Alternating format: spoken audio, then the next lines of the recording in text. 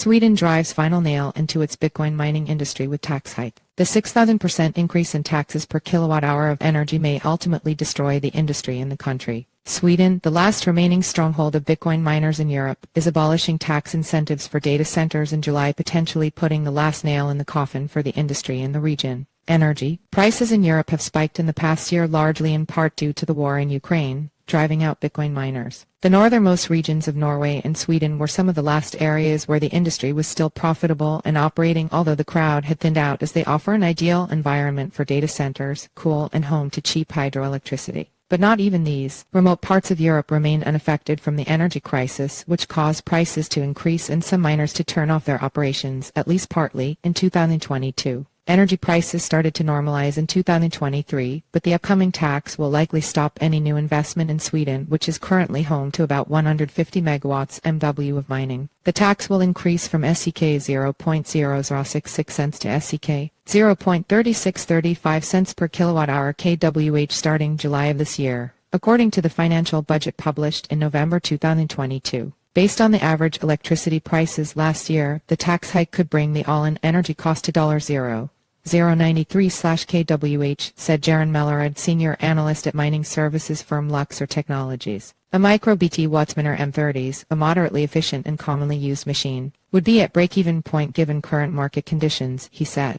Hive Blockchain Hive, a Canada-based miner with 25% of its energy capacity in Sweden as of the end of 2022, declined to comment on this story. CoinDesk couldn't find an instance where Hive disclosed the tax hike explicitly in any of its filings. The firm has discussed its disagreement with Swedish tax authorities over $32.04 million in VAT that it thinks it should recover. Norway, which hosts 250-300 MW of mining, also increased its taxes from 86 cents to 15 cents per kWh in January, said Mellerud. Not all hope is lost for Norway, as its energy is overall cheaper and the tax hike is more modest, Mellerud said. The industry will continue developing there, said Denis Rusinovic, co-founder of mining consulting firm Cryptocurrency Mining Group, looking for ways out. Sweden's tax hike makes mining in the region prohibitively expensive in Sweden and could ultimately destroy the industry, said Mellerud, so Bitcoin miners are looking for solutions. Many miners are looking to diversify elsewhere, as the new tax will drastically reduce their profitability, said Enerhash CEO Daniel Jog, who operates a site in Sweden.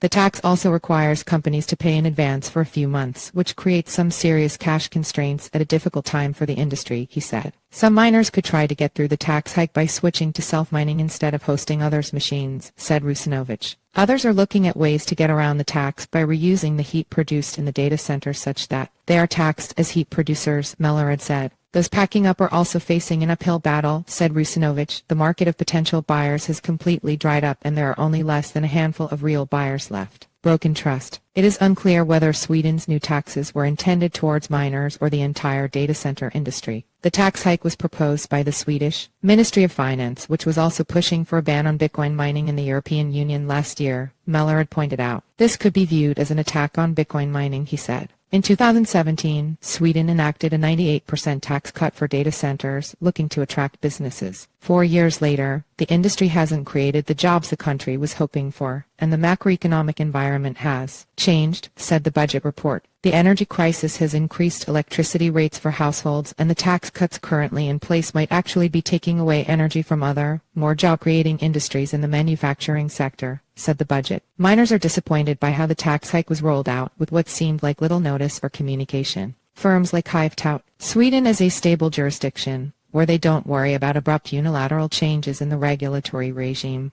Microsoft MSFT, which also operates data centers in the region, has protested the measure's abruptness, particularly given that the government had commissioned a report on the energy impact of data centers that wasn't finished at the time of the tax hike decision, according to the budget. There has been no official communication to the Bitcoin miners active in the region, only a page on the tax authority's website that was updated to show the change, said Rusinovic. That, plus the fact that the tax will be implemented in the middle of the calendar year, making it hard to plan ahead, has rubbed miners the wrong way. Companies can request a refund for any taxes levied before the start of July, a spokesperson for the Swedish tax agency said. Enerhash will keep its operations in Sweden because they are still profitable, particularly given its geographic diversification, but they will not be investing additionally. Why would you invest there when the legal framework can change so abruptly? Jog asked.